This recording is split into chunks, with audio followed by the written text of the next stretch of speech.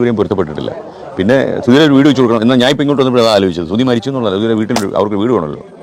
ഞാൻ ഈ ക്രിസ്ത്യൻസ് ഒക്കെ മരിക്കുന്ന സ്ഥലത്തൊക്കെ പോകുമ്പോഴേ നിങ്ങൾ അവിടെ പാടുന്നൊരു പാട്ടുണ്ടല്ലോ, മരണം വരും ഒരു നാളെന്നുള്ളത്, അത് ഞാൻ ഓർക്കുക മർത്തിയ ഒരു സ്ഥലത്ത് കിട്ടുകയെന്ന് വെച്ചാൽ നിസ്സാര കാര്യമല്ല.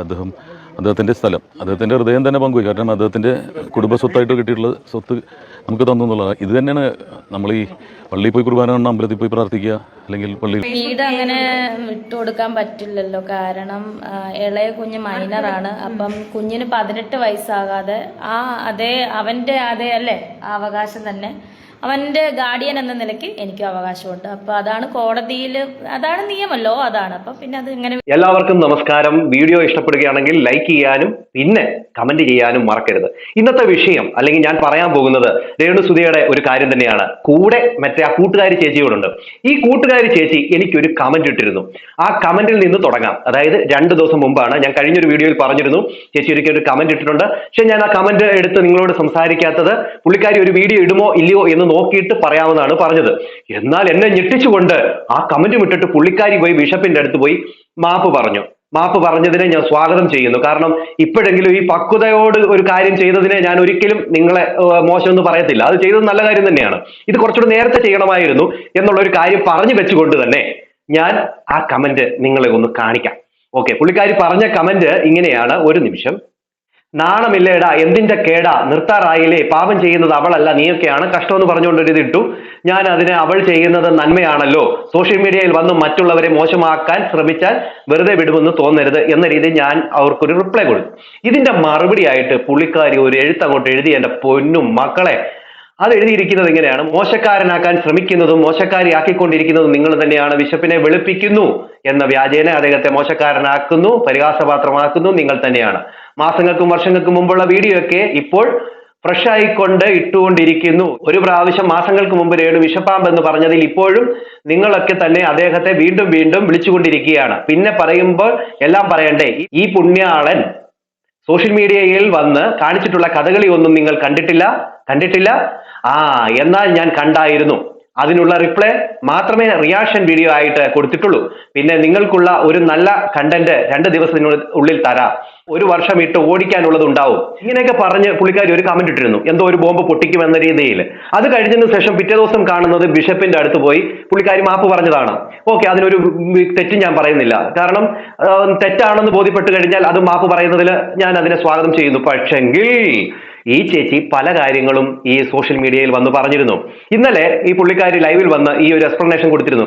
ഞാൻ ഈ വീഡിയോ എന്തുകൊണ്ട് ചെയ്തില്ല, അതായത് ബിഷപ്പിന്റെ അടുത്ത് പോയി മാപ്പ് പറഞ്ഞ കാര്യം എന്തുകൊണ്ട് ചെയ്തില്ല എന്ന് ചോദിച്ചു കഴിഞ്ഞാൽ അവർ ചെയ്ത ആ ഒരു പ്രവൃത്തിയെ ഞാൻ സ്വാഗതം ചെയ്യുന്നത് തന്നെയാണ്. പക്ഷെ നിങ്ങളുടെ വായിൽ നിന്ന് അരുതാത്ത പലതും ബിഷപ്പിനെ വിളിച്ചിട്ടുണ്ട് എന്നുള്ള കാര്യം നിങ്ങൾ മറക്കരുത്. ഇന്നലെ നിങ്ങൾ ആ വീഡിയോയിൽ കുറെ കാര്യങ്ങൾ പറയുന്നുണ്ട്. അതിൻ്റെ അകത്ത് നിങ്ങൾ എടുത്തു പറഞ്ഞ ഒരു കാര്യങ്ങളുണ്ട്. അതിൻ്റെ അകത്ത് നിങ്ങൾ പറഞ്ഞത് ഇതുപോലെ ബിഷപ്പിന്റെ അടുത്ത് യൂട്യൂബേഴ്സ്മാരാണ് ഈ കാര്യങ്ങൾ ഇങ്ങനെ വന്ന് ചോദിച്ചതും അദ്ദേഹത്തെ കൊണ്ട് പറയിപ്പിച്ചതെന്ന്. യൂട്യൂബർമാരല്ല, മീഡിയക്കാർ, അതായത് രേണുവിന്റെ സ്വന്തം ഒരു ചാനലുണ്ട്, അവരാണ് ഈ വിഷയത്തെ ഈ രീതിയിലേക്ക് കൊണ്ടെത്തിച്ചതും അവരാണ് ബിഷപ്പിനെ ഇങ്ങനെ മോശക്കാരനാക്കിയതും. അതായത് കൊടുത്ത ഒരു ഇന്റർവ്യൂവിന്റെ ഒരു ഭാഗം എടുത്തിട്ടിട്ട് അദ്ദേഹത്തെ മോശക്കാരനാക്കാൻ ഇവരാണ് ശ്രമിച്ചത്. അതുകൊണ്ട് തന്നെ മീഡിയക്കാരെന്നാണ് പറഞ്ഞത്. പക്ഷെ നിങ്ങൾ വന്നിട്ട് ഈ പറയുന്ന യൂട്യൂബർമാരുടെ മണ്ടക്കെല്ലാം കൂടെ കയറിയത് അത് ശരിയായില്ല. യൂട്യൂബർമാരല്ല എന്നുള്ള കാര്യം കൂടെ ഓർത്തോണം. പിന്നെ നിങ്ങൾ കഴുകന്മാർ കാത്തിരിക്കുകയാണ് എന്ന രീതിയിലൊക്കെ പറയുന്നുണ്ടായിരുന്നു. ആരാണ് ഈ കഴുകൻ? അതോടൊന്ന് നിങ്ങളൊന്ന് പറയണം. ഓക്കെ, അത് കഴിഞ്ഞതിന് ശേഷം നിങ്ങൾ അവസാനമായപ്പോൾ ഒരു കാര്യം പറഞ്ഞു, അതൊന്ന് കേൾക്കാം. അപ്പൊ അവര് ചോദിക്കുന്ന ചോദ്യങ്ങളെന്ന് പറഞ്ഞാൽ ഇതേപോലെ സെയിം ആയിട്ട് മൊബൈലിനകത്ത് കുറെ കമന്റുകൾ വരുമല്ലോ. ആ വീഡിയോയുടെ താഴെ ആ കമന്റിൽ അച്ഛനോട് ചോദിച്ചു, അച്ഛനും രേണുവുമായിട്ട് വഴിവിട്ട ബന്ധമുണ്ടെന്നുള്ള രീതിയിലൊക്കെ ഒരു കമന്റ് വന്നല്ലോ. അച്ഛൻ എന്താണ് അതിനെക്കുറിച്ച് പറയാനുള്ളത്? ഇത് പറഞ്ഞു കഴിഞ്ഞിട്ട് അവർ ഈ ചോദിക്കുന്ന ചോദ്യം അങ്ങ് മുക്കുക. മനസ്സിലായ? ആ ചോദ്യം നമ്മൾ കേൾക്കുന്നില്ല. അതിന് പകരം അച്ഛൻ പറയുന്ന മറുപടിയാണ് നമ്മുടെ മുന്നിലേക്ക് വരുന്നത്. അതും സ്പീഡ് കൂട്ടിയും അത് നമുക്ക് മനസ്സിലാക്കാൻ പറ്റും. കാരണം ഇപ്പൊ ഈ ഇവിടെ ഇവര് പറയുന്നു, അതായത് ഇന്നലെ അവർ വളരെ മാന്യമായിട്ടൊക്കെയാണ് സംസാരിച്ചത്. ബിഷപ്പിനെ കുറിച്ച് അവർ പോയി അവിടെ സംസാരിച്ചു. ബിഷപ്പ് എങ്ങനെയുള്ള മനുഷ്യനാണെന്ന് അവർക്ക് കൃത്യമായിട്ട് മനസ്സിലായി. ഇവരും അവരുടെ ഒരു കൂട്ടുകാരിയോടാണ് പോയത്. അവർ പോയി അവിടെ പോയി ബിഷപ്പിനോട് സംസാരിച്ചപ്പോൾ ഇവർക്ക് മനസ്സിലായി ബിഷപ്പ് എങ്ങനെയുള്ള മനുഷ്യനാണ് എന്നുള്ളത്. അതായത് നേരിട്ട് കണ്ടപ്പോഴാണ് അവർക്ക് കാര്യം മനസ്സിലായത്. അവരത് കൃത്യമായിട്ട് അവരുടെ വീഡിയോ പറയുന്നുണ്ട്. പക്ഷേ ഇതിപ്പോ അവർ പറഞ്ഞൊരു കാര്യം നിങ്ങൾ കേട്ടോ. അതായത് ബിഷപ്പും രേണുവും തമ്മിൽ എന്തോ ഒരു വഴിവിട്ട ബന്ധമുണ്ട് എന്ന് കമന്റ് കേട്ട് വായിച്ചു എന്നുള്ള ഒരു കാര്യമാണ് ഇവർ പറയുന്നത്. എന്നാൽ ഇവരുടെ വീഡിയോയിൽ കൂടെ ബിഷപ്പിനെ ഇതേ കാര്യം പറഞ്ഞ് നാറ്റിച്ചിട്ടുണ്ട്.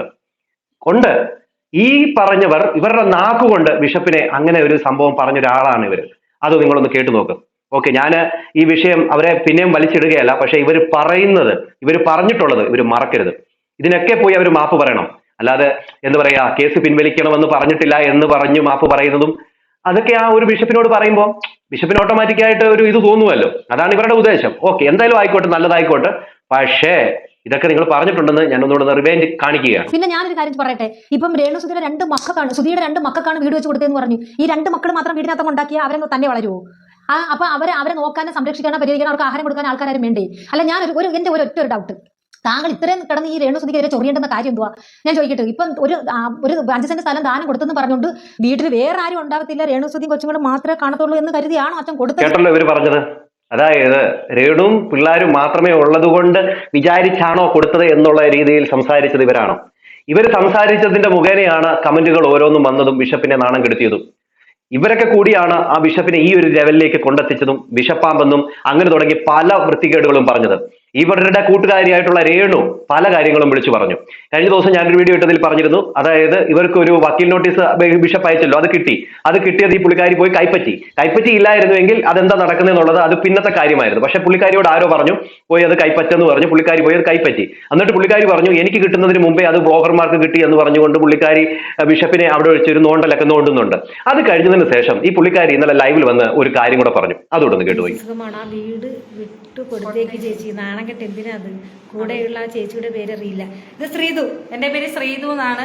വീട് അങ്ങനെ വിട്ടുകൊടുക്കാൻ പറ്റില്ലല്ലോ, കാരണം ഇളയ കുഞ്ഞ് മൈനറാണ്. അപ്പം കുഞ്ഞിന് 18 വയസ്സാകാതെ അവന്റെ അല്ലേ ആ അവകാശം തന്നെ അവന്റെ ഗാർഡിയൻ എന്ന നിലയ്ക്ക് എനിക്കും അവകാശമുണ്ട്. അപ്പൊ അതാണ് കോടതിയിൽ, അതാണ് നിയമമല്ലോ, അതാണ്. അപ്പൊ പിന്നെ അത് ഇങ്ങനെ വിട്ടുകൊടുക്കാൻ പറ്റത്തില്ലല്ലോ. അല്ല രേണു, എന്തുകൊണ്ട് പറ്റത്തില്ല? എന്തുകൊണ്ട് ഇപ്പം പോകുന്നില്ല? എന്തുകൊണ്ട് അത് കൈപ്പറ്റി എന്നുള്ള ഒരു ചോദ്യത്തിന് രേണു മറുപടി പറയണം. രേണു ഇതിൻ്റെ അകത്ത് പറയുന്ന ഒരു കാര്യമുണ്ട്, ആ കുഞ്ഞ് മൈനർ ആയതുകൊണ്ട് ഞാൻ അത് കൈപ്പറ്റി, 18 വയസ്സ് വരെ എനിക്ക് അതിന്റെ ഉത്തരവാദിത്വം ഉണ്ടെന്നൊക്കെ. ഇങ്ങനൊന്നും അല്ലല്ലോ മുമ്പ് പറഞ്ഞിട്ടുള്ളത്. കൊച്ചിനെ ഞങ്ങളുടെ മുമ്പിലേക്ക് വലിച്ചെറിഞ്ഞിട്ട് നിങ്ങൾ കൊണ്ട് നോക്കിക്കോ എന്നല്ലേ പറഞ്ഞേ. അത് മാത്രവുമല്ല, നിങ്ങൾ പറഞ്ഞു ഞാൻ ഈ വീട്ടിൽ നിൽക്കത്തില്ല, ഞാൻ വാടകയ്ക്ക് പോവാണ് എന്ന് പറഞ്ഞു. എനിക്ക് എവിടെയെങ്കിലും വീഡിയോ വാടകയ്ക്ക് കിട്ടിക്കഴിഞ്ഞാൽ ഞാൻ പോകുമെന്ന് പറഞ്ഞു എന്ന രീതിയിലൊക്കെ പറഞ്ഞിട്ടുണ്ട്. പിന്നെ ഈ നോട്ടീസ് കൈപ്പറ്റത്തില്ലെന്നും പറഞ്ഞു. ഞാൻ അതിന് കൈപ്പറ്റണം എന്നാണ് ചോദിച്ചത്. പിന്നെ പോയി ഇപ്പൊ എന്തിനു കൈപ്പറ്റി? അപ്പൊ നിങ്ങളോട് ആരോ പറഞ്ഞു പോയി കൈപ്പറ്റിക്കോ, ഇല്ല എങ്കിൽ പണിയാകും എന്ന രീതിയിൽ പറഞ്ഞു. ഓക്കെ, ബാക്കിയൂടെ കണ്ടു നോക്കാം, എനിക്ക് കുറച്ച് പറയാനുണ്ട്. പറ്റത്തില്ലല്ലോ, അതുകൊണ്ടാണ്. ഇനി 18 വയസ്സായി കഴിഞ്ഞാൽ മോൻ പറയാം അമ്മ വീട്ടിൽ നിന്ന് ഇറങ്ങിപ്പോകാൻ പറഞ്ഞാൽ ഇറങ്ങിപ്പോകാം. അതുവരെ എന്തായാലും കുഞ്ഞിന്റെ അധികാരം എനിക്കുമുണ്ട്. അത് നിയമം അങ്ങനെയാണ്. നിങ്ങൾ എവിടെ വേണേലും, ഏത് കോടതിയിലോ ഏത് വക്കീലെങ്ങനെ. ഇവിടെ നിങ്ങൾ ആരെയാണ് ലോ പഠിപ്പിക്കുന്നത്? ഞങ്ങളെയോ?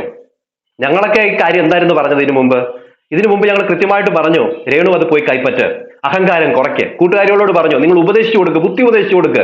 അവർക്ക് ബുദ്ധി ഇല്ലെങ്കിൽ നിങ്ങൾ ഉപദേശിച്ചു കൊടുക്കുക. എരുതിയിൽ എണ്ണ ഒഴിച്ചു കൊടുക്കരുത് എന്ന് സജീന അടക്കമുള്ളവരോട് പറഞ്ഞിട്ട് പോലും അവർ എരുതിയിൽ എണ്ണ ഒഴിച്ചുകൊണ്ടേയിരുന്നു. ഈ പറയുന്ന രേണു മീഡിയക്കാരെ കാണുമ്പോഴത്തേന് ഓരോന്നും വെച്ച് കാഴ്ചയാണ്.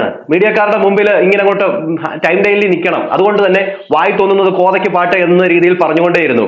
ഞാൻ ഒലിവ് ക്രിയേഷന്റെ ഒരു വാക്കിങ്ങോട്ട് കടമെടുക്കുകയാണ്. കാറ്റുള്ളപ്പോൾ മാത്രമേ തൂറ്റാൻ കഴിയൂ എന്ന് പുള്ളിക്കാരനൊരു വാക്ക് പറഞ്ഞിട്ടുണ്ട് പുള്ളിക്കാരന്റെ വീഡിയോയിൽ. അത് ഞാൻ പറയാം, ഒരു കാര്യം ബാക്കിയോടെ ഉണ്ട്, അതോടെ കേട്ടു നോക്കും. ഏത് കോടതിയിലോ ഏത് വക്കീലിനെ കൊണ്ട് നിങ്ങൾ അന്വേഷിച്ച് നോക്കിക്കോ. ഈ 18 വയസ്സാകപ്പെട്ടവർക്കും അല്ലാത്തുള്ളവർക്കും ഒരു വിഷയമില്ല. പക്ഷെ ഈ ബ്ലോഗർമാർക്കാണ് ഏറ്റവും വലിയ വിഷയം. അതാണ് വിറ്റ്. ഇന്ന് വക്കീൽ നോട്ടീസ് ഇന്നാണ് രേണുസുധി കൈപ്പറ്റിയത്. അതിന് മുന്നേ തന്നെ ഇത് പബ്ലിഷായി. അതാണ് അതിന്റെ കാര്യം. അല്ല, ഇവിടെ ആരോട് അന്വേഷിക്കാനാണ്? ഇത് ഞങ്ങൾക്ക് അറിയാം കൃത്യമായിട്ടും. അതുകൊണ്ടാണ് നിങ്ങളോട് പറഞ്ഞത് ആ നോട്ടീസ് കൈപ്പറ്റുമെന്ന്. പക്ഷെ നിങ്ങളത് കൈപ്പറ്റുന്നില്ല. നിങ്ങളത് കൈപ്പറ്റാതെ നിങ്ങൾ പിന്നെയും ഡ്രാമ കളിച്ചുകൊണ്ടിരിക്കുകയാണ്. ഇനിയുമാണ് ഞാൻ പറയാൻ പോകുന്ന കാര്യങ്ങൾ നിങ്ങൾ ശ്രദ്ധിച്ചു കേൾക്കണം. ഇവര് ഈ സ്ഥലത്തെ വളരെ മോശമായിട്ട് ചിത്രീകരിച്ച ഒരാളാണ് ഈ പറയുന്ന രേണുസുധി. ഈ സ്ഥലം വിറ്റുപോകരുത്, അതായത് ബിഷപ്പിന്റെ സ്ഥലം വിറ്റുപോകരുതെന്ന് ഏറ്റവും കൂടുതൽ മുന്നിൽ നിന്നുകൊണ്ട് കളിച്ച ഒരാളാണ് ഈ രേണുസുധി. അതുകൊണ്ട് തന്നെ ഇവർ പല വീഡിയോകളിലും പല രീതിയിൽ ഈ ബിഷപ്പിന് എതിരായിട്ട് പറഞ്ഞിട്ടുണ്ട്. പലപ്പോഴായിട്ട് ബിഷപ്പിന്റെ കുടുംബ പ്രശ്നങ്ങൾ എനിക്കറിയാം, കുടുംബത്തിൽ എന്തൊക്കെയോ വിഷയമുണ്ട്, ആ സ്വത്തിനെന്തോ വിഷയമുണ്ട് എന്ന രീതിയിലൊക്കെ ഈ രേണു പറഞ്ഞുണ്ടാക്കി. അത് മാത്രമല്ല, ഇവരുടെ ഒരു കൂട്ടുകാരിയെ വിളിച്ചിരുത്തിക്കൊണ്ട്, തക്കാളി അമ്മയില്ലയോ, ആ തക്കാളി അമ്മയെ വിളിച്ചിരുത്തിക്കൊണ്ട് ഇങ്ങോട്ട് വഴിയില്ല, ഇവിടോട്ട് ബസ് റൂട്ടില്ല, ഒരു കാട്ടുപ്രദേശത്താണ് ഭൂമി കൊടുത്തിരിക്കുന്നത് എന്ന രീതിയിൽ ഇവർ പറഞ്ഞ കാര്യമാണേ. അത് കഴിഞ്ഞതിന് ശേഷം അവിടെ ഇരുന്ന് ഇവർ ചിരിക്കുന്നുണ്ട്. അപ്പൊ ഞാൻ ഈ തക്കാളി അമ്മയോട് ഒരു കാര്യം പറയാനുള്ളത്, ഇവരെ കൊണ്ടുപോയിട്ട് നിങ്ങളുടെ വീടിന്റെ അവിടെ ബസ് റൂട്ട് വരുന്ന ഏതെങ്കിലും സ്ഥലത്തൊന്ന് ഇച്ചിരി ഭൂമി കൊടുക്കണമെന്ന് ഞാൻ നിങ്ങളോടൊന്ന് പറഞ്ഞു വെക്കുക. ഇപ്പൊ തക്കാളി അമ്മയൊന്നും കാണാനില്ല. ഓക്കെ, ഈ ഒരു വിഷയം ഇവർ പറഞ്ഞല്ലോ. ഇവർ കാണുന്ന മീഡിയക്കാരോടും എല്ലാവരോടും പറയുകയാണ്, കാണുന്നവരോടൊക്കെ പറയുന്ന ഒരു കാര്യമാണ്, അങ്ങോട്ട് വണ്ടി വരത്തില്ല, അങ്ങോട്ട് ബസ് റൂട്ട് ഇല്ല, ഒരു കാട്ടുപ്രദേശമാണ് എന്ന രീതിയിലൊക്കെ ഇവർ വെച്ച് കാച്ചുകയാണ്. വെച്ച് കാച്ചുകയാണ്. അങ്ങനെയുള്ള ഒരു സ്ഥലത്ത് പിന്നെ എന്തിനാണ് ഇവരിവിടെ കിടക്കുന്നത്? ഇവർ പറയുകയാണ് 18 വയസ്സ് വരെ കൊച്ചിന് ആകുന്നിടം വരെ ഞാൻ ഇവിടെ കിടന്നേ പറ്റത്തുള്ളൂ. പിന്നെ കൊച്ചു പറയുകയാണ് അന്നേരം ഞാൻ പോത്തുള്ളെന്ന്. ഇതൊന്നും അല്ലായിരുന്നു ഇവർ പറഞ്ഞത്. ഇവർ വാടകയ്ക്ക് പോകുന്നു, അതാണ് ഇതാണെന്നൊക്കെയാണ് പറഞ്ഞത്. പക്ഷെ ഇപ്പൊ എന്തിനിത് മാറ്റി പറയുന്നു? അതിന്റെ അർത്ഥം നല്ലൊരു വീട്, നല്ലൊരു സ്ഥലം, അവിടെ നിന്ന് പോകാനായിട്ട് തങ്കച്ചനോ അതുപോലെ തങ്കച്ചന്റെ ഭാര്യയോ ഈ പറയുന്ന രേണുവിനോ രേണുവിന്റെ സഹോദരികൾക്കോ ആർക്കും താല്പര്യമില്ല. ഈ പറയുന്ന ബിഷപ്പിന്റെ സ്ഥലത്ത് തന്നെ തങ്കച്ചന്റെ മൂത്ത മകൾക്കും സ്ഥലം വേണം എന്ന രീതിയിൽ അവർക്ക് താല്പര്യമുണ്ട്. ഓക്കെ, എന്തായാലും ഈ ഒരു വിഷയം ഇങ്ങനെയൊക്കെ സോഷ്യൽ മീഡിയ കത്തുന്ന സമയത്ത് ഒലിവ് ക്രിയേഷൻ പുള്ളിക്കാരന് ഈ സ്ഥലത്ത് പോയി. ഈ സ്ഥലത്ത് പോയിട്ട് പുള്ളിക്കാരൻ ആ സ്ഥലം മൊത്തം ചിത്രീകരിച്ചു. അത് ഞാൻ നിങ്ങൾക്ക് കാണിച്ചു തരാം. കോട്ടയം കുമളി റോഡിൽ നിന്നും 2 കിലോമീറ്റർ മാത്രമേ ഉള്ളൂ ഈ പ്ലാന്തോട്ടം ജംഗ്ഷനിലേക്ക്. ഈ പ്ലാന്തോട്ടം ജംഗ്ഷൻ എന്ന് പറയുന്നത് ഈ പറയുന്ന രേണുസുധിയുടെ വീട്ടിൽ നിന്നും ഇങ്ങനെ നോക്കിയാൽ മതി, എത്തി നോക്കിയാൽ കാണാം. ആ സ്ഥലത്ത് നിന്നുകൊണ്ടാണ് ഈ രേണുസുധിയുടെ വാചകവും അടി എല്ലാം. ആ തക്കാളി അമ്മയൊക്കെ ഇവിടെ നിന്നുകൊണ്ടാണ് ഓരോ കാര്യങ്ങൾ പറഞ്ഞത്. ഈ രേണുവിനെ സപ്പോർട്ട് ചെയ്തുകൊണ്ട് നടക്കുന്ന എല്ലാവരും ഇത് തന്നെയാണ് പറഞ്ഞത്. ഈ പറയുന്ന സജീനെ അടക്കം പലരും പറഞ്ഞു പബ്ലിസിറ്റിക്ക് വേണ്ടിയാണ്, അങ്ങനെയാണ്, ഇങ്ങനെയാണ്, മാടയാണ്, കോടയാണ് എന്ന രീതിയിലെല്ലാം പറഞ്ഞു. എന്തായാലും ആ സ്ഥലം നിങ്ങളൊന്ന് കണ്ടു നോക്കി. അങ്ങനെയാണെങ്കിൽ അത് നേരിട്ട് കണ്ടൊന്ന് ബോധ്യപ്പെടണം എന്ന താല്പര്യത്തോടെ കഴിഞ്ഞ ദിവസം ഞാൻ ആ സ്ഥലത്തേക്കൊന്ന് പോയി. അവിടെ എത്തി ആ വീടും ആ സ്ഥലവും ചുറ്റുപാടുകളും ഒക്കെ കണ്ടപ്പോൾ സത്യത്തിൽ ഞാൻ അമ്പരന്നു പോയി. എന്നെ ഫോണിൽ വിളിച്ച് സംസാരിച്ച ആ സുഹൃത്തിനെ പോലും അവർ തെറ്റിദ്ധരിപ്പിച്ചതാണ് എന്ന് എനിക്ക് മനസ്സിലായി. അതുകൊണ്ടാണ് അദ്ദേഹം പറഞ്ഞത് ഇത് പട്ടിക്കാടാണ് എന്നുള്ളത്. ഞാൻ കണ്ട കാഴ്ച അത് ഞാൻ വീഡിയോയിൽ റെക്കോർഡ് ചെയ്തിട്ടുണ്ട്. അതുകൂടി ഞാൻ ഈ കൂട്ടത്തിലൊന്ന് വെക്കാം. ഇത് കാണുമ്പോൾ നിങ്ങൾക്ക് കാര്യങ്ങളുടെ നിജസ്ഥിതി ഏകദേശം മനസ്സിലാകാൻ സാധ്യതയുണ്ട്. തിരുവല്ലയിൽ നിന്നും ബസ് സർവീസ് അത് കോട്ടയം കുമളി റോഡിലേക്കാണ് വന്ന് കയറുന്നത്. അത്തരത്തിലുള്ള ഒരു പ്രധാനപ്പെട്ട വഴിയുടെ സൈഡിലാണ് ഈ സ്ഥലം കിടക്കുന്നത്. 24 മണിക്കൂറും നിരന്തരം വാഹനങ്ങൾ സഞ്ചരിച്ചുകൊണ്ടിരിക്കുന്ന ഒരു പ്രധാനപ്പെട്ട പാത. യാതൊരു കാര്യങ്ങൾക്കും അലയുകയും ബുദ്ധിമുട്ടുകയും ചെയ്യാതെ, മറ്റുള്ളവരെ ബുദ്ധിമുട്ടിക്കാതെ ഏത് സ്ഥലത്തും എവിടെയും പെട്ടെന്ന് ചെന്നെത്തുവാൻ കഴിയുന്ന തരത്തിലുള്ള യാത്രാ സൗകര്യങ്ങൾ അവിടെ ലഭ്യമാണ്. ആ പ്രധാന പാതയോരത്തിന്റെ അരികിലായിട്ടാണ് ബിഷപ്പ് നോബൽ ഫിലിപ്പിന്റെ പേരിൽ ഏകദേശം 200 സെന്റോളം സ്ഥലം സ്ഥിതി ചെയ്യുന്നത്. ആ ഭൂമിയുടെ നടുവിൽ കൂടി അതിന്റെ അങ്ങേയറ്റം വരെ എത്തുവാൻ ബിഷപ്പ് റോഡ് വെട്ടിയിട്ട് നല്ല ഭംഗിയായിട്ട് ടാർ ചെയ്തിട്ടിരിക്കുകയാണ്. മാത്രവുമല്ല ആ വസ്തുവിന്റെ ഒരു ഭാഗത്തായിട്ട് ബിഷപ്പിന്റെ ഒരു ചെറിയ താമസ സ്ഥലമുണ്ട്. അതിന്റെ തൊട്ടടുത്ത് തന്നെയാണ് രേണുസുധിക്കും മക്കൾക്കും കൂടി 7 സെന്റ് സ്ഥലം നൽകിയത്. എന്ന് വെച്ചാൽ അങ്ങേയറ്റം ഒരു 15 മീറ്റർ ദൂരം കാണും. അത്ര മാത്രമേ ഉള്ളൂ ബിഷപ്പ് താമസിക്കുന്ന സ്ഥലവും ഇവരുടെ വീടും തമ്മിലുള്ള ദൂരം. ബിഷപ്പ് താമസിക്കുന്നതിനോട് തൊട്ട് മുൻപിൽ തന്നെ ബിഷപ്പിന്റെ സഹോദരിക്ക് കൊടുത്തിരിക്കുന്ന ഓഹരിയിൽ ഒരു വീടിന്റെ പണി അവർ ആരംഭിച്ചിട്ടുണ്ട്. ഈ വീഡിയോയിൽ നിങ്ങൾക്ക് അതും കാണുവാൻ കഴിയും. എന്റെ പ്രധാനപ്പെട്ട ചോദ്യം ഇതാണ്: ജനത്തിന്റെ മുൻപിൽ പട്ടിക്കാടാണ്, വാസയോഗ്യമല്ലാത്ത ഇടമാണ്, ആർക്കും വേണ്ടാതെ തിരിഞ്ഞു മാറ്റിയിട്ടിരിക്കുന്ന സ്ഥലമാണ് എന്നൊക്കെ പറഞ്ഞിരിക്കുന്ന ആ ഒരു സംഗതി അത് യാഥാർത്ഥ്യമായിരുന്നുവെങ്കിൽ ഇത്രയും സ്വത്തുണ്ടായിരുന്ന ഈ ആൾക്കാർ ഈ പട്ടിക്കാട് കിട്ടുന്ന വിലയ്ക്ക് വിറ്റ് കളഞ്ഞിട്ട് ഏതെങ്കിലും നല്ല സ്ഥലത്ത്, വിലയുള്ള സ്ഥലത്തേക്ക് മാറി അവിടെ ഒരു വീടുമൊക്കെ വെച്ച് താമസിക്കുവാൻ തയ്യാറാകില്ലായിരുന്നു? വളരെ മനോഹരമായ ഭൂമി, നല്ല ഒന്നാന്തരം തെളിനീർ, കണ്ണുനീർ പോലെയുള്ള വെള്ളം, എല്ലാം കൊണ്ടും വാസയോഗ്യമായ അനുയോജ്യമായ ഒരു ഭൂമി. അതുകൊണ്ട് തന്നെയല്ലേ ബിഷപ്പിന്റെ സഹോദരിയും അവിടെ വന്ന് വീട് വെക്കുവാൻ വേണ്ടിയുള്ള പരിപാടികൾ ആരംഭിച്ചിരിക്കുന്നത്. ഞാനിതൊക്കെ സംസാരിക്കുമ്പോൾ രേണുസുധിയോടുള്ള വിരോധ നിമിത്തം ബിഷപ്പിനെ താങ്ങി സംസാരിക്കുകയാണ് എന്ന് ചിലർക്കെങ്കിലും തോന്നിയേക്കാം. അതുകൊണ്ടാണ് ഞാൻ ഈ കണ്ട സ്ഥലത്തിന്റെ വീഡിയോ ക്ലിപ്പുകൾ ശേഖരിക്കുകയും അത് നിങ്ങളെ കാണിക്കുവാൻ വേണ്ടി ഈ വീഡിയോയിൽ അറ്റാച്ച് ചെയ്യുകയും ചെയ്തിരിക്കുന്നത്. ഇത് കണ്ടിട്ട് നിങ്ങൾക്ക് മനസ്സിലാക്കാൻ സാധിക്കുന്നുണ്ടെങ്കിൽ ഒന്ന് ചിന്തിച്ചേ, ഈ സ്ഥലത്തിന് എത്ര രൂപ ലഭിക്കാൻ സാധ്യതയുണ്ട്? ഇത് പ്ലോട്ടുകളായിട്ട് അളന്ന് തിരിച്ച് കല്ലിട്ട് നിർത്തിയിരിക്കുകയാണ്. ഓരോരോ പ്ലോട്ടുകളും അദ്ദേഹം എന്നെ കൊണ്ടുപോയി കാണിച്ചു. ഒടുവിൽ ഞാൻ അദ്ദേഹത്തോട് 1 സെന്റ് സ്ഥലം എത്ര രൂപയ്ക്ക് കൊടുക്കാനാണ് പ്ലാൻ ചെയ്യുന്നത് എന്ന് ചോദിച്ചപ്പോൾ രേണുസുധിയും കുടുംബവും താമസിക്കുന്നതിന്റെ ചുറ്റുവട്ടങ്ങളിലായിട്ടുള്ള സ്ഥലം അതിന് 1 സെന്റിന് 3 ലക്ഷം രൂപയാണ്. എന്നാൽ വഴിയരികിലേക്ക് വരുന്ന ആ ഭാഗം അവിടെ 1 സെന്റിന് 4-4.5 ലക്ഷവുമൊക്കെയാണ് അദ്ദേഹം ആവശ്യപ്പെട്ടത്. ഇതിപ്പോൾ നിങ്ങൾ വീഡിയോയിൽ മാത്രം കാണുകയാണ്. അതുകൊണ്ട് തന്നെ ഈ സ്ഥലത്തിന് ഇത്രയുമൊക്കെ കിട്ടാൻ സാധ്യതയുണ്ടോ എന്നൊരു ചിന്തയൊക്കെ ഒരുപക്ഷെ മനസ്സിലുണ്ടാവാം. അതുകൊണ്ട് തന്നെ അവിടെ നിന്ന് വണ്ടിയെടുത്ത് ഞാൻ തിരികെ പബ്ലിക് റോഡിലേക്ക് എത്തിയിട്ട് ചുറ്റുപാടുകളിലേക്ക് ഒന്ന് നോക്കിയപ്പോൾ റോഡിന്റെ നേരെ ഓപ്പോസിറ്റ് കിടക്കുന്ന സ്ഥലങ്ങളും വിൽക്കാൻ വേണ്ടി വെച്ചിരിക്കുന്ന ബോർഡുകൾ കണ്ടിട്ടുണ്ട്. ആ ബോർഡിൽ അവരുടെ നമ്പറുകൾ കിടപ്പുണ്ടായിരുന്നു. അതിൽ കണ്ട നമ്പറിലേക്ക് ഞാനൊന്ന് കോൾ ചെയ്തു. തുടർന്ന് ആ വസ്തുക്കളുടെ വില വിവരങ്ങളെ കുറിച്ച് അന്വേഷിച്ചു. അപ്പോൾ എന്നോട് പറഞ്ഞത് റോഡിനോട് ചേർന്ന് കിടക്കുന്ന സ്ഥലത്തിന് സെന്റിന് 5 ലക്ഷം രൂപയാണ്. 5 ലക്ഷത്തിൽ കുറയില്ല. എന്നാൽ ഇവിടെ നിങ്ങളൊരു കാര്യം ശ്രദ്ധിച്ചോ? ഇവിടെ വാസയോഗ്യമല്ല, ഇവിടോട്ട് വണ്ടികളൊന്നും വരില്ല, കാറ് വരില്ല എന്നൊക്കെ പറയുന്ന സ്ഥലത്ത് അവരുടെ വീടിന്റെ മുറ്റത്ത് കിടക്കുന്ന കാറ് നിങ്ങൾ കണ്ടോ? രേണുവിന്റെ പുതിയ സെക്കൻഡ് ഹാൻഡ് കാറ് അതാണ്. തങ്കച്ചനാണ് അതിനെ കവറിട്ട് കൊടുക്കുകയാണ്. തങ്കച്ചൻ അവിടെ നിൽപ്പുണ്ട്, കണ്ടു നോക്കി. എന്നിട്ടാണ് തള്ളി മറിച്ചത്. അദ്ദേഹത്തിന് എന്ത് പാരപണതെന്ന് അറിയാമോ നിങ്ങൾ? എന്നിട്ടും അദ്ദേഹം ഇത്രയല്ല പറഞ്ഞുള്ളൂ എന്നുള്ളതാണ്. അദ്ദേഹം എന്ത് പറഞ്ഞു? ഇവർ പോയി ബിഗ് ബോസിൽ പോയി കഴിഞ്ഞാൽ ഇവരുടെ കള്ളങ്ങളൊക്കെ പൊളിഞ്ഞ് ഇവർ തേഞ്ഞൊട്ടി വരുമെന്നാണ് അദ്ദേഹം പറഞ്ഞത്. അതിനെ പോലും വേറെ രീതിയിൽ ചിത്രീകരിച്ചിട്ട് അത് വേറെ രീതിയിലാക്കി മാറ്റി. ഓക്കെ, ബാക്കി കണ്ടു. സ്ഥലത്തിന് സെന്റിന് 5 ലക്ഷം രൂപയാണ്. 5 ലക്ഷത്തിൽ കുറയില്ല. എന്നാൽ അതിന്റെ പിൻപിലേക്കുള്ള സ്ഥലങ്ങൾക്ക് ഇടയിൽ കൂടി വഴി അവർ തരും. അവിടെ 3 ലക്ഷവും 3.5 ലക്ഷവും ഒക്കെയാണ് ചോദിക്കുന്നത്. വാങ്ങാൻ താല്പര്യമുണ്ടെങ്കിൽ നെഗോഷ്യബിൾ ആണ് എന്ന രീതിയിൽ പറഞ്ഞു വെച്ചു. ഞാൻ ഇത്രയും പറയുവാൻ കാരണം ഇതിൽ കൂടി തന്നെ ആർക്കും മനസ്സിലാകും ഇത് മാനും മനുഷ്യനും കയറി ചെല്ലാത്ത, ആർക്കും വേണ്ടാത്ത ഓണം കേറാമൂലയും പട്ടിക്കാടും ഒന്നും അല്ല. എല്ലാവിധ സൗകര്യങ്ങളുമുള്ള വളരെ മൂല്യമുള്ള സ്ഥലമാണത്. ആ സ്ഥലത്താണ് 7 സെന്റ് ഇവർക്ക് വേണ്ടി ഇവരുടെ പേരിൽ ബിഷപ്പ് എഴുതി കൊടുത്തത്. അദ്ദേഹം പറയുന്ന കണക്ക് വെച്ചിട്ട് ഏകദേശം 21 ലക്ഷം രൂപയ്ക്ക് അടുത്തുള്ള മൂല്യമാണ് അവരുടെ കയ്യിലുള്ളത്. അതങ്ങ് തിരിച്ചറിഞ്ഞു കൊടുത്തിട്ട് ഇറങ്ങി രേണു അങ്ങ് പൊക്കോ എന്നുള്ള കമന്റ് എഴുതുന്ന ആൾക്കാർക്ക് അങ്ങനെ പറയാൻ എളുപ്പമാണെന്ന് രേണുവിന് നന്നായിട്ട് അറിയാം. ബോധമില്ലാത്തവർ അങ്ങനെ പലയിടത്തിരുന്നു കൊണ്ടും പലതും എഴുതും. അത് കേട്ടുകൊണ്ട് അങ്ങനെ ഇറങ്ങിപ്പോകാനും എറിഞ്ഞു കൊടുക്കാനും പറ്റുന്നതല്ല ആ സ്ഥലം. അതുകൊണ്ട് എന്തെല്ലാം പ്രകോപനങ്ങൾ സൃഷ്ടിക്കപ്പെട്ടാലും രേണു സുധി അവിടുന്ന് ഇറങ്ങില്ല. ഇറങ്ങിക്കഴിഞ്ഞാൽ പോയി. ഇറങ്ങിക്കഴിഞ്ഞാൽ രേണുവിന് ഇത്രയും വലിയൊരു സംഭവം നഷ്ടപ്പെടുമെന്ന് രേണുവിന് കൃത്യമായിട്ട് അറിയാം. എങ്കിൽ പോലും എനിക്ക് സോഷ്യൽ മീഡിയയിൽ ഇങ്ങനെ തന്നവരെയൊക്കെ തെറി വിളിച്ച് നിന്നില്ലെങ്കിൽ എനിക്ക് ഇവിടെ നിൽക്കാൻ പറ്റത്തില്ല, എനിക്ക് ടൈം ലൈനിൽ നിൽക്കാൻ പറ്റത്തില്ല എന്നുള്ള ഒരു ചിന്ത പുള്ളിക്കാരിക്കുണ്ട്. അതുകൊണ്ടാണ് ഈ പുള്ളിക്കാരി ഇങ്ങനെ ചെയ്യുന്നത്. നന്ദിയില്ലാത്ത വർഗം തന്നെയാണ്. നന്ദി എന്ന് പറയുന്നത് ലെവലേശമില്ല. അട്ടയെ പിടിച്ച് മെത്തെ കിടത്തിയാൽ കിടക്കുവോ? കിടക്കത്തില്ല. അത് തന്നെയാണ് നമുക്ക് ഇവിടെ നിന്ന് കാണാനായിട്ട് സാധിക്കുന്നത്. എന്തായാലും ഈ പറയുന്ന ബിഷപ്പ് സ്ഥലം കൊടുത്തു കഴിഞ്ഞതിന് ശേഷം അവിടെ വീട് പണിയുമായി ബന്ധപ്പെട്ട് എല്ലാവരും വന്നിരുന്നു. ശ്രീകണ്ഠൻ നായർ സാർ വന്നിരുന്നു. അതോടൊപ്പം തന്നെ ടിനി ടോം, അതായത് ഈ പറയുന്ന കൊല്ലം സുധിയുടെ ഒരു ആത്മസുഹൃത്താണ്, അദ്ദേഹവും വന്നിരുന്നു. അദ്ദേഹമൊക്കെ ബിഷപ്പിനെ കുറിച്ച് പറയുന്ന കാര്യങ്ങളുണ്ട്. അത് നിങ്ങളൊന്ന് കണ്ടു നോക്കിയേ. അന്നത്തെ കഥകൾ ഒന്നുകൂടെ നിങ്ങളൊന്ന് റിവൈൻഡ് അടിച്ച് കാണുന്നത് എപ്പോഴും നന്നായിരിക്കും. കാരണം അന്നത്തെ രേണുസുധി ഇന്നത്തെ ആരായി മാറി? അഹങ്കാരം തലയ്ക്ക് പിടിച്ച് മത്തായി നടക്കുകയാണ്. മത്തായി. നിങ്ങളൊന്ന് കണ്ടു നോക്കും.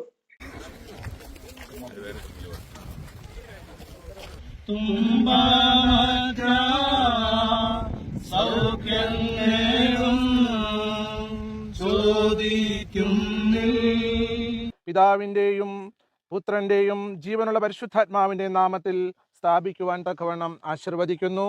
ആമേൻ. നിന്റെ നാമം മഹത്വം ഉയരുവാൻ തക്കവണ്ണം ഞങ്ങളുടെ കർത്താവായ യേശു മിശിഹാ ഇതിന്റെ ശില ബഹുമാനപ്പെട്ട നമ്മുടെ ശ്രീകണ്ഠൻ നായർ സാറുടെ കരങ്ങൾ കൊണ്ട് സ്ഥാപിക്കുന്നതായിരിക്കും. അദ്ദേഹം അതിന്റെ ഭാരവാഹികൾ മുൻപോട്ട് വന്ന് ഈ കല്ല് ഏറ്റുവാങ്ങി അത് പിടിച്ചോ. രണ്ടുപേര് ഈ സൈഡിൽ സാറിനെ കൂടെ. ഇവിടെ നിങ്ങളെ രേണുസുധിയെ ശ്രദ്ധിച്ചോ? എന്ത് എളിമയോടെ, എന്ത് താഴ്മയോടെ ആണ് അവിടെ നിൽക്കുന്നത്, അല്ലേ? ഇന്നത്തെ രേണുസുധി ആണോ അത്? അല്ല. അഹങ്കാരം തലയ്ക്ക് പിടിച്ച ഒരു സ്ത്രീയാണ്. ഓക്കെ, ശ്രീകണ്ഠൻ നായർ സാറ് ബിഷപ്പിനെ കുറിച്ച് പറയുന്ന കാര്യം നിങ്ങളൊന്ന് കേട്ടു നോക്കി. പിന്നെ നമുക്ക് എപ്പോഴും ഈ അവസാന ഊർത്തിനെടുക്കുമ്പോഴേ തിരുമനസേ മേളിലൊരു ചോദ്യമില്ലേ, നീ എന്തൊക്കെയാടാ ഈ നാട്ടിൽ ചെയ്തെന്നുള്ളത്? മേലിലും പത്തനാപുരത്തൊക്കെ എന്തെങ്കിലും കാര്യമായിട്ടോ വല്ലതും ചെയ്തോ? അപ്പം നമുക്ക് പറയാൻ 4-5 കാര്യങ്ങൾ വേണ്ടേ? അതിൽ സുധിയുടെ പേരും ഉണ്ടാവും, അല്ലേ? തീർച്ചയായിട്ടും സുധിയുടെ സത്യം ഞാൻ മക്കളായി ഓർക്കാൻ നമുക്കൊരു വിഷമമുണ്ട്. കാരണം സുധി എല്ലാവർക്കും ഇഷ്ടമുള്ള ഒരാളായിരുന്നു. പ്രത്യേകിച്ച് സുധി കൂടുതൽ ദിവസവും സുധി ജീവിച്ചിരുന്നത് നമ്മുടെ സ്റ്റുഡിയോയിലാണ്, അവിടെയായിരുന്നു. അതുകൊണ്ട് തന്നെ അവിടെ എപ്പോഴും ആ ഒരു ഈ സുധിയുടെ പ്രോഗ്രാമൊക്കെ ഇപ്പോൾ റിപ്പീറ്റ് പോവാണ്. അപ്പോൾ അതൊക്കെ കാണുമ്പോൾ നമുക്ക് ഈ ടെലിവിഷനിലൊക്കെ സ്റ്റാർ മാജിക്കൊക്കെ പുനഃസംപ്രേഷണം ചെയ്യുന്നുണ്ട് നിരന്തരമായിട്ട്. അപ്പോൾ ഈ സുധി മരിച്ചു നമുക്ക് വിശ്വസിക്കാൻ പറ്റില്ല, നമുക്ക് സിദ്ദിഖ് മരിച്ചു എന്ന് വിശ്വസിക്കാൻ പറ്റില്ലല്ലോ. അതുപോലെ ഈ മരണത്തോടെ നമ്മൾ ഇതുവരെയും പൊരുത്തപ്പെട്ടിട്ടില്ല. പിന്നെ സുധിയുടെ ഒരു വീഡിയോ വെച്ച് കൊടുക്കണം. എന്നാൽ ഞാൻ ഇപ്പം ഇങ്ങോട്ട് വന്നപ്പോൾ അത് ആലോചിച്ചത്, സുധി മരിച്ചു എന്നുള്ളത് സുധിയുടെ വീട്ടിൽ അവർക്ക് വീട് വേണമല്ലോ. ഞാൻ ഈ ക്രിസ്ത്യൻസൊക്കെ മരിക്കുന്ന സ്ഥലത്തൊക്കെ പോകുമ്പോഴേ നിങ്ങൾ അവിടെ പാടുന്നൊരു പാട്ടുണ്ടല്ലോ, മരണം വരും ഒരു നാളെന്നുള്ളത്. അത് ഞാൻ ഓർക്കുക മർത്തിയ നീ ഒന്നും കൊണ്ടുപോകത്തില്ല എന്നുള്ളത്. അത് ഞാനിങ്ങനെ ഇടയ്ക്കിടയ്ക്ക് ആലോചിക്കാറുണ്ട്. ഒന്നും കൊണ്ടുപോകാനില്ല, ആകെ ഉള്ളത് ഇതൊക്കെ ഉള്ളൂ. അതെ അതെ. അപ്പം താങ്ക് യു ബിഷപ്പ്. ഇവിടെ ശ്രീകണ്ഠൻ നായർ സാറൊക്കെ വന്ന് അന്ന് ഇവർക്കൊരു വീട് വെച്ച് കൊടുക്കണം. അത് ബിഷപ്പുമായി സംസാരിച്ച് ബിഷപ്പിനോട് 5 സെന്റ് സ്ഥലം ചോദിച്ചതാണ്. ബിഷപ്പ് 7 സെന്റ് സ്ഥലമാണ് അവർക്ക് കൊടുത്തത്. ഓക്കെ, ഇതൊക്കെ കൊടുത്തിട്ടും നന്ദിയില്ലാത്ത വർഗ്ഗങ്ങളാണ് ഈ പറയുന്ന രേണുസുധിയും കുടുംബവും. ഓക്കെ, അത് കഴിഞ്ഞ ശേഷം ശ്രീകണ്ഠൻ നായർ സാറ് നല്ല സന്തോഷത്തോട് പോവുകയും അത് കഴിഞ്ഞതിന് ശേഷം ഞാൻ വരാം, ഈ പിള്ളേരുടെ വീട് താമസ മാറ്റത്തിന് ഞാൻ വരാമെന്നൊക്കെ പറഞ്ഞിട്ട് പോയതാണ്. പിന്നെ ഈ പറയുന്ന ശ്രീകണ്ഠൻ സാർ അവിടോട്ട് വന്നിട്ടില്ല. ലക്ഷ്മി നക്ഷത്ര നല്ല രീതിയിൽ ഇവരോട് സൗഹൃദമായിട്ട് നിന്നതാണ്. ആ പുള്ളിക്കാരി ഇപ്പൊ അടുക്കുന്ന പോലുമില്ല. ടിനിറ്റോ ഇവരോട് നല്ല രീതിയിൽ നിന്നതാണ്, ഇപ്പൊ അടുക്കുന്നില്ല. ഒരാൾ പോലും ഈ പറയുന്ന കൊല്ലം സുധിയുമായിട്ട് ബന്ധപ്പെട്ട് നിൽക്കുന്ന ഒരാൾ പോലും ഇപ്പോൾ ഇവരുടെ അടുത്തേക്ക് വരുന്നില്ല. എന്തുകൊണ്ടാണ്? ഇവരുടെ സ്വഭാവം കൊണ്ട് തന്നെയാണ്. എന്തായാലും ടിനിറ്റോം അന്ന് അച്ഛനെ കുറിച്ച്, ഈ പറയുന്ന ബിഷപ്പിനെ കുറിച്ച് പറഞ്ഞ കാര്യം ഒന്ന് കേട്ടു നോക്കി. അതുപോലെ തന്നെ ബിഷപ്പിന്റെ ഏറ്റവും വലിയൊരു അനുഗ്രഹം ഒരു ഭൂമി കിട്ടുക എന്ന് വെച്ചാൽ അത് ഇന്നത്തെ കാലഘട്ടത്തിൽ, അതും പ്രത്യേകിച്ച് ഇത്രയും നല്ലൊരു സ്ഥലത്ത് കിട്ടുക എന്ന് വെച്ചാൽ നിസ്സാര കാര്യമല്ല. അദ്ദേഹത്തിൻ്റെ സ്ഥലം, അദ്ദേഹത്തിൻ്റെ ഹൃദയം തന്നെ പങ്കുവയ്ക്കും. കാരണം അദ്ദേഹത്തിൻ്റെ കുടുംബ സ്വത്തായിട്ട് കിട്ടിയിട്ടുള്ള സ്വത്ത് നമുക്ക് തന്നു എന്നുള്ളതാണ്. ഇത് തന്നെയാണ് നമ്മൾ ഈ പള്ളിയിൽ പോയി കുർബാന കാണുന്ന, അമ്പലത്തിൽ പോയി പ്രാർത്ഥിക്കുക, അല്ലെങ്കിൽ പള്ളിയിൽ പോയിട്ട് നിസ്കരിക്കുക എന്നതിനേക്കാൾ ഇതാണ് യഥാർത്ഥത്തിലുള്ള പ്രവൃത്തി എന്നുള്ളത്. പ്രസംഗിച്ചുകൊണ്ട് കാര്യമില്ല, പ്രവൃത്തിയാണ് വലുതെന്ന് കാണിച്ചു തരുന്നു ബിഷപ്പ് നോബൽ ജേക്കബ്. അപ്പോൾ ഇനിയും ഒരുപാട് കാര്യങ്ങൾ ഇങ്ങനെ തുടരട്ടെ. ഇവിടെ ടിനിറ്റോം ബിഷപ്പിനെ കുറിച്ച് പറയുന്ന കാര്യം കേട്ടോ. അതുപോലെ തന്നെയാണ് ആ നാട്ടുകാർക്കും പറയാനുള്ളത്. അത്രയും ആൾക്കാർക്ക്, അല്ലെങ്കിൽ അവിടെയുള്ള ആൾക്കാർക്കെല്ലാം ഒരു സഹായഹസ്തമായിട്ടാണ് അദ്ദേഹം അവിടെ നിൽക്കുന്നത്. എത്ര പേർക്കാണ് സഹായം ചെയ്തിട്ടുള്ളത്? അവിടെ അയ്യപ്പ സേവാ സമിതി അവർക്ക് ഈ പറയുന്ന ബിഷപ്പ് സ്ഥലം കൊടുത്തിട്ടുണ്ട്. അതോടൊപ്പം തന്നെ എത്രയോ വീടുകൾ പണിയാൻ വേണ്ടി അവർക്ക് സ്ഥലം വിട്ടുകൊടുത്തിട്ടുണ്ട്. അംഗനവാടിക്ക് സ്ഥലം വിട്ടുകൊടുത്തിട്ടുണ്ട്. അങ്ങനെ തുടങ്ങി നല്ല പ്രവൃത്തികൾ ചെയ്ത ഈ ഒരു ബിഷപ്പ് ഇപ്പോൾ ഏറ്റവും കൂടുതൽ എന്താ പറയുക ഒരു ബുദ്ധിമുട്ടിലൂടെയാണ് കടന്നു പോകുന്നത്. കാരണം ഈ പറഞ്ഞ രേണുസുധിക്ക് വസ്തു കൊടുത്തു എന്നുള്ള കാര്യം കൊണ്ട് ഇതെന്തോ പബ്ലിസിറ്റിക്ക് വേണ്ടി ആണ് കൊടുത്തത് എന്ന രീതിയിൽ പറഞ്ഞുണ്ടാക്കുന്നു. എന്ത് പബ്ലിസിറ്റിയാണ്? നിനക്കൊക്കെ വീട് തരുന്നതിന് മുമ്പ് തന്നെ അദ്ദേഹം ഇതെല്ലാം ചെയ്തിട്ടുള്ള കാര്യങ്ങളാണ്. ഇതോടെ നിങ്ങളൊന്ന് കണ്ടു നോക്കി. അയ്യപ്പ സേവാ സമിതിക്ക് ബിഷപ്പ് ഈ പറയുന്ന ഭജന മണ്ഡപം പണിയുവാനായിട്ട് പൈസ കൊടുത്തിരുന്നു. അതുമായി ബന്ധപ്പെട്ട് അവിടുത്തെ ആൾക്കാര് പറയുന്നതും പിന്നെ അദ്ദേഹം അവിടെ പോയി തിരി തെളിയിക്കുന്നതുമായിട്ടുള്ള ആ ഒരു വീഡിയോ കൂടെ നിങ്ങളൊന്ന് കണ്ടു നോക്കി. കാരണം നിങ്ങൾ അറിയണം, മതസൗഹാർദ്ദം എന്നുള്ളത് അദ്ദേഹത്തിനുള്ളതാണ്. അദ്ദേഹം അതൊക്കെ ചെയ്യുന്നതാണ്. എന്നിട്ട് പോലും ഇതൊന്നും മനസ്സിലാക്കാതെ ചുമ്മാ ഇരുന്ന് തള്ളിമറിക്കുന്ന അല്ലെങ്കിൽ എന്താ പറയുക നന്മകൾ ചെയ്യുന്ന മനുഷ്യനെ നാറ്റിക്കുക എന്നുള്ളത് എല്ലാം ഇവരുടെ രക്തത്തിലുള്ളതാണ്. വൃശ്ചിക സന്ധ്യയിൽ അയ്യപ്പ സേവാ സമിതിയുടെ ഭജന മണ്ഡപത്തിൽ മതസൗഹാർദ്ദത്തിന്റെ തിരിതെളിയിച്ച് ക്രൈസ്തവ പുരോഹിതൻ. Anglican church diocese of Travancore and Cochin missionary bishop Noble ഫിലിപ്പാണ് വിശ്വാസ സാഹോദര്യത്തിന്റെ പ്രതീകമായത്. 7 ലക്ഷം രൂപയാണ് ഭജനമഠത്തിന് സ്ഥലം വാങ്ങാനും നിർമ്മാണത്തിനുമായി ബിഷപ്പ് നൽകിയത്. മണ്ഡലകാലത്തിന്റെ ആരംഭം തൃക്കുടിത്താനം പ്ലാന്തോട്ടം പ്രദേശത്തെ അയ്യപ്പ ഭക്തരെ സംബന്ധിച്ചിടത്തോളം ശരണമന്ത്രങ്ങൾക്കൊപ്പം വർഷങ്ങൾ നീണ്ട അഭിലാഷ പൂർത്തീകരണത്തിന്റെ നിമിഷങ്ങളായി. പ്ലാന്തോട്ടം ശ്രീ ധർമ്മശാസ്ത്ര അയ്യപ്പ സേവാ സമിതിക്ക് ഒരു ഭജനമഠം എന്നുള്ളത് ഏറെക്കാലമായുള്ള ആവശ്യമായിരുന്നു. എന്നാൽ അതിനുള്ള സാമ്പത്തിക സമാഹരണം സാധാരണക്കാരായ ഭക്തരെ സംബന്ധിച്ചിടത്തോളം ഒരു വെല്ലുവിളിയായിരുന്നു. അങ്ങനെയാണ് ഭാരവാഹികൾ Anglican church diocese of Travancore and Cochin missionary bishop Noble Philip അമ്പലവേലിനെ സമീപിച്ചത്. ആവശ്യങ്ങൾ കേട്ടറിഞ്ഞ ബിഷപ്പ് തന്റെ വല്യമ്മമാരായ ശോശാമ ജോൺ അമ്പലവേലിൽ, മറിയാമ്മ ജോൺ അമ്പലവേലിൽ എന്നിവരുടെ സ്മരണാർത്ഥം ഭജനമഠം നിർമ്മിച്ചു നൽകാൻ തയ്യാറായി. ഇതിനായി 7 ലക്ഷം രൂപ ഭാരവാഹികൾക്ക് കൈമാറി. നിർമ്മാണ പ്രവർത്തനങ്ങൾ കഴിഞ്ഞ ദിവസം പൂർത്തിയാക്കി വൃശ്ചികം 1 നാടിന് സമർപ്പിച്ചു. ബിഷപ്പ് നോബിൾ ഫിലിപ്പ് ശിലാഫലക അനാച്ഛാദനം ചെയ്ത് ഭദ്രദീപം തെളിയിച്ചു.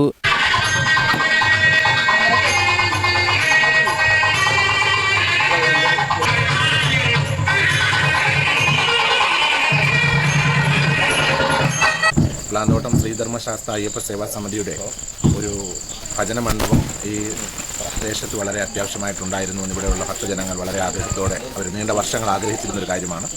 വളരെ വർഷത്തെ അവരുടെ ആഗ്രഹത്തിന് പൂർത്തീകരണം എന്നോണം എൻ്റെ കുടുംബത്തിൽ നിന്നും കടന്നുപോയ, ലോകത്തിൽ നിന്ന് ഞങ്ങളെ വിട്ടു വേർതിരിഞ്ഞു പോയ എൻ്റെ മുത്തശ്ശിയായിട്ടുള്ള ശോശാമ്മ ജോൺ അമ്പലവേലിലും അതുപോലെ തന്നെ എൻ്റെ വെല്ലുമിച്ചയായിട്ടുള്ള മറിയാമ്മ ജോൺ അമ്പലവേലിൽ എന്നീ 2 അമ്മമാരുടെ സ്മരണ നിലനിർത്തുവാനായിട്ട് പാവന സ്മരണയ്ക്ക് മുൻപിൽ അവരെ സ്മരിച്ചുകൊണ്ട് ഇവിടുത്തെ ഭക്തജനങ്ങളുടെ ആവശ്യങ്ങൾ മനസ്സിലാക്കി ഒരു ദാനാർപ്പണം ചെയ്യുവാൻ തക്കണം എനിക്കൊരു അവകാശം ലഭിച്ചു. അത് കണ്ടല്ലോ നിങ്ങൾ. അങ്ങനെ തുടങ്ങി നിരവധി കാര്യങ്ങൾ ചെയ്ത ഒരു ബിഷപ്പാണ്. ഇദ്ദേഹത്തെയാണ് സോഷ്യൽ മീഡിയയിൽ കൊണ്ടിട്ട് നാറ്റിച്ചത്. ഇപ്പൊ സജീന പോയിട്ട് മാപ്പൊക്കെ പറഞ്ഞു, എന്നിട്ട് ഞാൻ കേസ് പിൻവലിക്കണമെന്ന് പറഞ്ഞില്ല എന്ന രീതിയിലൊക്കെ പറയുന്നുണ്ട്. പക്ഷെങ്കിൽ അദ്ദേഹത്തെ നാറ്റിച്ചത് ഒരിക്കലും പോകില്ല. അദ്ദേഹം ചിലപ്പോൾ നിങ്ങളോട് ക്ഷമിക്കുമായിരിക്കും. കാരണം ഇത്രമാത്രം നന്മകളൊക്കെ ചെയ്യുന്ന ഒരു വ്യക്തി നിങ്ങളോട് ചിലപ്പം ക്ഷമിച്ചെന്നിരിക്കും. പക്ഷേ ദൈവം നിങ്ങളോട് ക്ഷമിക്കുമെന്ന് നിങ്ങൾ കരുതരുത്. അതുപോലത്തെ കാര്യങ്ങളാണ് നിങ്ങൾ മീഡിയയിലൂടെ പറഞ്ഞുണ്ടാക്കിയത്. നിങ്ങൾ എന്തൊക്കെ പറഞ്ഞു എന്നുള്ള കാര്യങ്ങളൊക്കെ എൻ്റെ കയ്യിലുണ്ട്. ഓക്കെ, നിങ്ങളെ പിന്നെ ഞാൻ വലിച്ചു കയറാനായിട്ട് ഇട്ടുകൊടുക്കുന്നില്ല. അതുകൊണ്ട് തന്നെയാണ് ഞാൻ അത് സ്റ്റോപ്പ് ചെയ്ത് വെച്ചത്. പിന്നെ നിങ്ങൾ ബോംബ് പൊട്ടിക്കുമെന്ന് പറഞ്ഞിട്ട് നിങ്ങൾ പോയി ബിഷപ്പിന്റെ അടുത്ത് പോയി ആ മാപ്പ് പറയാൻ കാണിച്ച പക്വത, അത് ഞാൻ നിങ്ങളെ ഒന്നും പറയുന്നില്ല. കാരണം അത് നിങ്ങൾ പോയി ചോദിച്ചത്, മാപ്പ് ചോദിച്ചത് നല്ല കാര്യം തന്നെയാണ്. അത് നിങ്ങൾ കാണിച്ചു. കാരണം നിങ്ങൾക്ക് വേറൊരു കാര്യം കൊണ്ടാണ് നിങ്ങൾ പോയത്. അത് നിങ്ങൾ പറയുന്നില്ല. എന്തായാലും കേസ് വന്നു കഴിഞ്ഞാൽ നല്ല രീതിയിൽ പൈസ അടയ്ക്കേണ്ടതായിട്ട് വരും. ആ പൈസ അടയ്ക്കാൻ എൻ്റെ കയ്യിൽ ഇല്ല എന്നുള്ള ഒരു കാര്യമാണ് പുള്ളിക്കാരിയുടെ ഏറ്റവും മെയിൻ ആയിട്ടുള്ള ഒരു കാര്യം. അത് നമുക്ക് ബുദ്ധിയുള്ളവർക്കൊക്കെ മനസ്സിലാവും. ഓക്കെ, അതവിടെ നിൽക്കട്ടെ. പിന്നെ ഇപ്പൊ രേണുസുധി പ്ലേറ്റ് മാറ്റിയതും കാര്യം അതുകൊണ്ടാണ്. അതായത് ഇതുപോലെ നല്ലൊരു വസ്തു ഈ ഫ്രീ ആയിട്ട് ഒരു വസ്തുവും വീടും ഈ വന്ന കാലത്ത് എങ്ങും കിട്ടില്ല. അത് കൃത്യമായിട്ടും അറിയാം. അതുകൊണ്ട് തന്നെയാണ് രേണുസുധിയും ഇങ്ങനെ ഒരു പ്ലേറ്റ് മാറ്റിയിട്ട് നിൽക്കുന്നത്. എന്തൊക്കെ ആയാലും ആ ബിഷപ്പിനെ നാറ്റിച്ചതും ബിഷപ്പിനെ മോശം പറഞ്ഞതും ബിഷപ്പിനെ ബിഷപ്പാമ്പെന്ന് വിളിച്ചതും അദ്ദേഹത്തിന് വേറെ അവിഹിതമുണ്ടെന്നും അദ്ദേഹത്തിന് വേറെ ഇതുണ്ടെന്നും ഇതുണ്ടെന്നും ഒക്കെ പറഞ്ഞ് അദ്ദേഹത്തെ കുടുംബത്തെ അദ്ദേഹത്തിന്റെ അമ്മയും ഒക്കെ വിഷമിപ്പിക്കുന്ന രീതിയിലേക്ക് കാര്യങ്ങൾ കൊണ്ടെത്തിച്ച ഇവരാണ് ഈ പറയുന്ന രേണുവിനെ സ്നേഹിക്കുന്നു എന്ന് പറഞ്ഞുകൊണ്ട് നടക്കുന്ന കുറെ അന്തം രേണുവിന്റെ PR ടീമുകളും പിന്നെ ഈ പറയുന്ന സജീന, അതോടൊപ്പം തന്നെ ശ്രീതു, അങ്ങനെ തുടങ്ങി കുറെ എണ്ണമുണ്ട്. ഇവരെല്ലാം ഒന്ന് മനസ്സിലാക്കിയാൽ നന്നായിരിക്കും എന്ന് പറഞ്ഞുകൊണ്ട് ഞാൻ ഇവിടെ നിർത്തുന്നു. വീഡിയോ കുറച്ച് ലെങ്ത് ആയെന്ന് എനിക്ക് തോന്നുന്നു. നിങ്ങളുടെ അഭിപ്രായങ്ങളും നിർദ്ദേശങ്ങളും മസ്റ്റായും കമന്റ് ചെയ്യുക. അടുത്ത വീഡിയോ കാണുന്നവർക്ക് എല്ലാവർക്കും